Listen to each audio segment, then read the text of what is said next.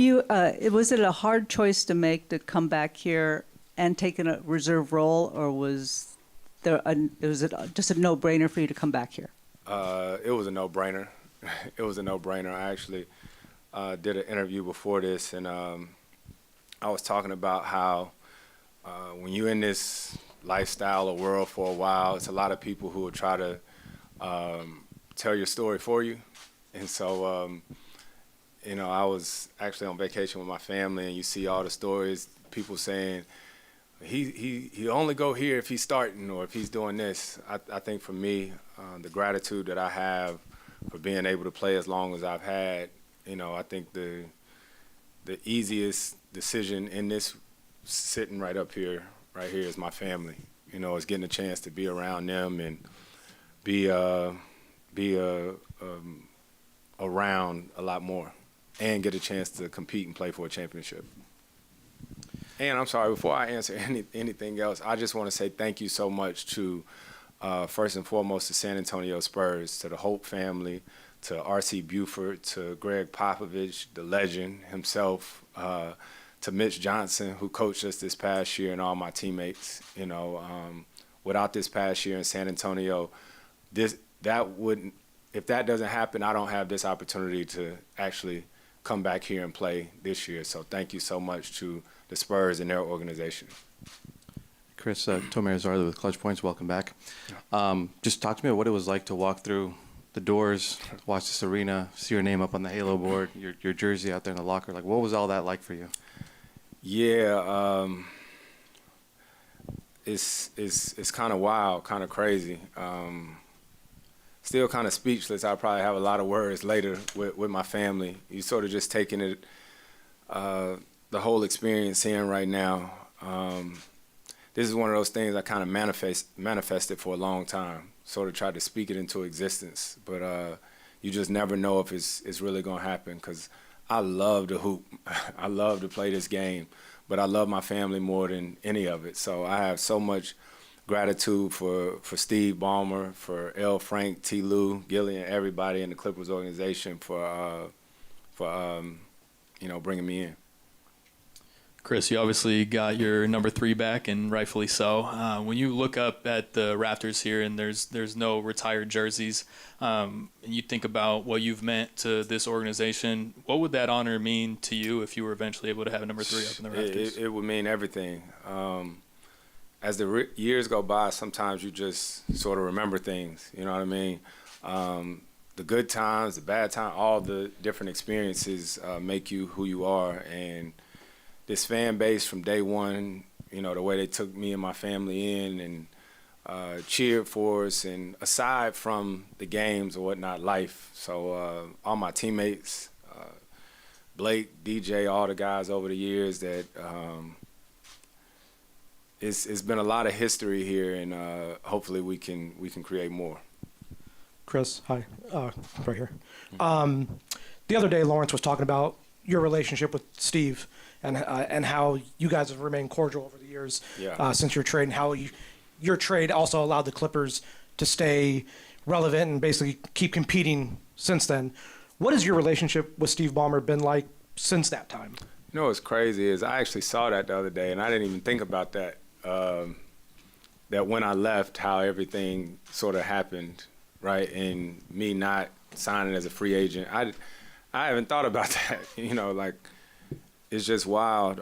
But Steve was amazing then, been amazing now. I don't know about the rules and all that stuff in the NBA or whatnot. I don't know what people can know or what don't know, but we've stayed text and communicate and stuff like that, just because, I mean, I was the president of the union, so there's other owners around the league that I've gotten a chance to know. So just like anybody else, when this place was being built, I was curious. I was curious, so I got a chance to reach out to him last summer and wanted to just see the building. So I'm grateful that he showed me around. And so just walking around just now, it's a total different feeling, right? Last time I walked through here, I was just sort of peeking because I didn't know if a guy on the current team was here, and they like, what the hell are you doing here walking around? So, man,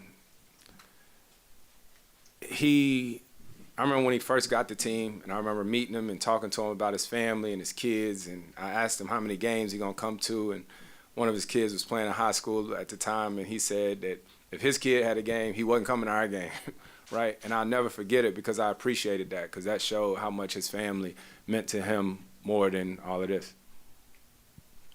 Hi, Chris. Murray at The Athletic. Welcome back home. I don't want to retire you, but Please don't. Yeah, but let's be real. Like the approach that a lot of fans, a lot of cities, a lot of media, they're going to take over this next year is that they might not get a chance to celebrate you again as you're an active player as you go into this season. So, how are you approaching that? Are you sharing that approach, or do you, how open are you? I'm just in it, to tell you the truth. I'm still in it, right? Day in and day out, enjoying it, right? Because like I said, you live and you learn not to take things for granted.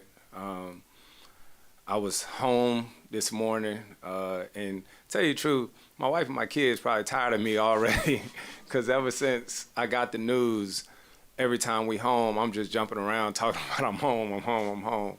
But I got a chance to lift weights this morning with my son. My daughter, we just came from an AAU tournament for her.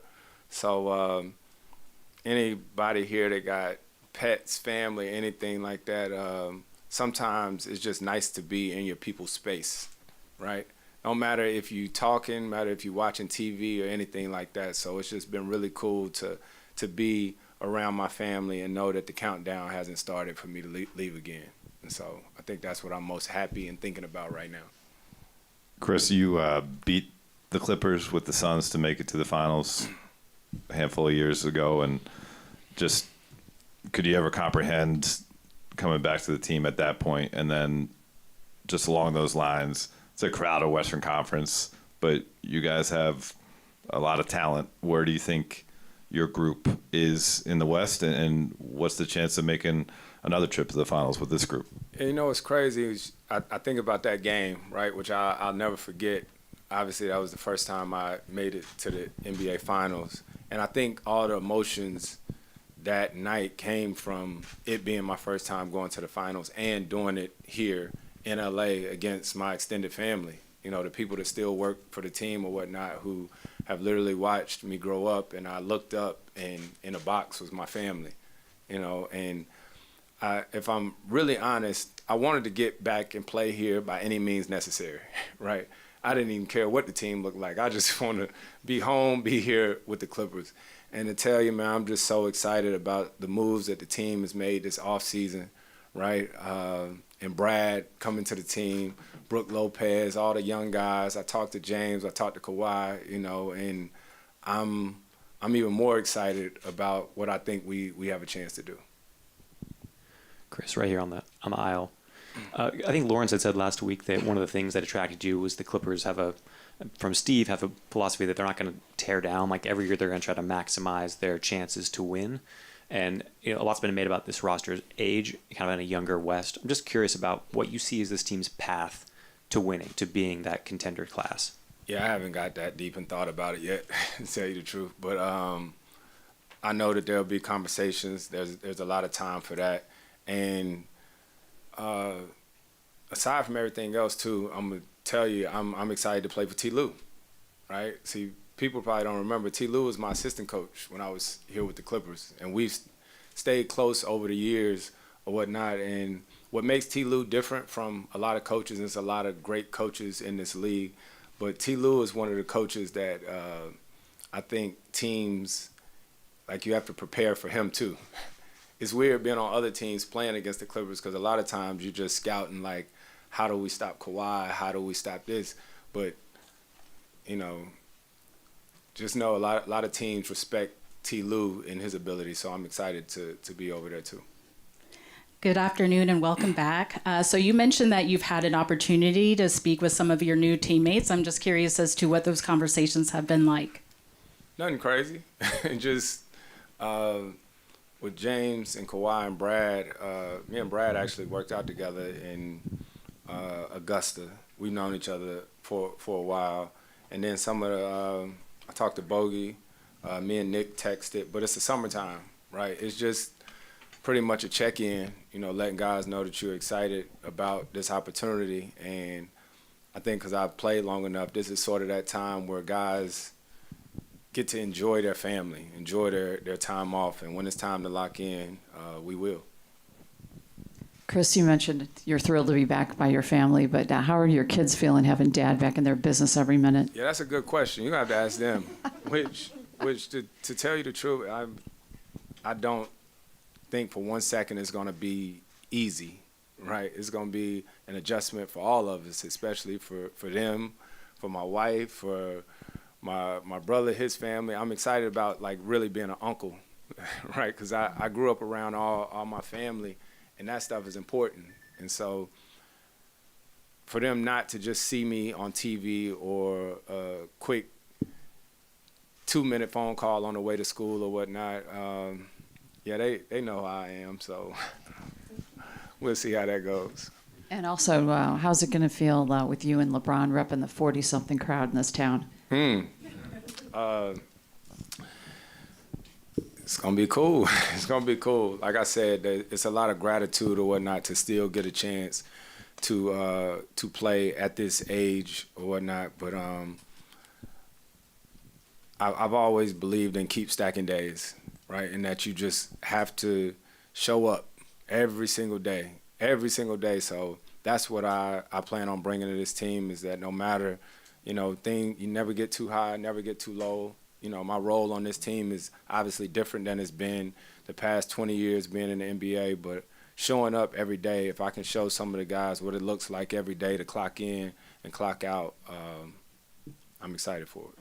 Chris, Grant, nice to meet you. Welcome back. What's up, Grant? You talked about Intuit Dome and how far the organization has come. You talked about your family. The fans, when you were here, getting that standing ovation when you're sitting as a fan, what do the fans mean to you, and what did that ovation mean to you, just getting that reception from the fans? Man, it meant everything. I can't imagine what it's going to be like to play here. Even changing teams and playing as a visitor, to come and see a lot of the familiar faces or the fans when I'm around, right? When I'm around during the summer, or my kids on teams, or my daughter's on a team, and the parents say that they're season ticket holders and they've been here for a long time, is something I don't always take for granted. I remember, what was it, clip section 114? They got a mean air conditioning unit in here, I tell you that much. I tell you that much. But I remember Clippers section 114, right? Just about every game we used to score a lot of points back then. Obviously, to be 150, 160 now in the league. But it was a section that we would look up at. It was clip section 114. And I remember they always said if we ever scored 114 points on the dot, they would go get tatted. And they did it. They did it. And I remember my brother used to have floor seats, and it was one of the games that he couldn't come to. And I remember Instagramming, telling 2 of the people who sit there that they could come sit and watch the game there. So the fans here are like none other. They are really fans of the game. So to see the wall and to see all the creativity in here, I'm probably a little biased, but I think the team and everybody, they deserve, good things and deserve to see this team win. Chris, just the fact that 2011 you can't even say here, it was in Playa Vista somewhere, different head coach, different GM. The owner obviously was different. Like you were saying, you wanted to help make this a destination place, like a place for people to be. Like, how much pride do you have now being able to come full circle, with everything that you've experienced both here and in between coming back here? How much pride do you have in making that a reality for this franchise? It's a lot. It's a lot, and I think you'll see it. And I do realize that was a different time or whatnot, and there's been a lot of guys here who have done a great job in shifting the culture and making it what it is now, and all of the people here that played a role in this. I mean, think about it. The colors are different, the logo is different, but a lot of the fans have remained the same. And so I think that's what I'm most excited about, is getting here, getting a chance to play alongside Kawhi. Kawhi has been here, you know, with that culture change and all that, and bringing in James and all these different guys. So I'm excited. Chris, I know you and James are probably two of the more competitive guys in the league. Everyone likes to share that clip of you and him kind of going back and forth on the Rockets bench. Just what is that relationship with him like? Obviously, you guys are hyper competitive, but what is that like, and what were the conversations with him about coming here? Yeah, we talked about it, and you know, talked about just, you know, the history of obviously being there in Houston. And it's funny, man, because that clip or whatnot that goes around, it was a lot of stuff funnier and stuff like that than that. That was just sort of our relationship, you know, but I think that's what made that team so good. You know, we got on each other in different situations, but that team, I can honestly say, it was one of the funnest teams I've ever been on in my career. And James is one of those guys that loves to be in the gym all day long. And so it's wild that you get this opportunity again after those 2 years and the success that we had. And we definitely know we had unfinished business. So we get a chance to see what's going on here.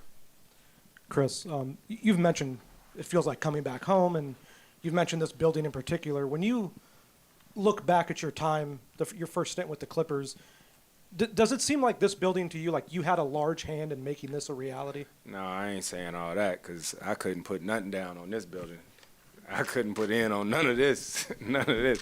But no, I think myself, along with all the guys that came before, you know what I mean? Seriously, like there's a whole legacy of Clippers. I mean, Elton Brand, BD, you know, Norm Nixon. You start going back to all them different guys, you know, and especially BG, Blake, DeAndre, all the different guys. But it is different because this isn't where we played, right? So I've watched the building of this building, right? I watched, I think, the first preseason game that was played here. I've paid attention to all of this. You don't have any choice, right? All of us that really have memories and ties to this team, for most guys, I don't care where you go. You know, if you've been with a team and you're that invested, you may go other places, but this will always be special to me.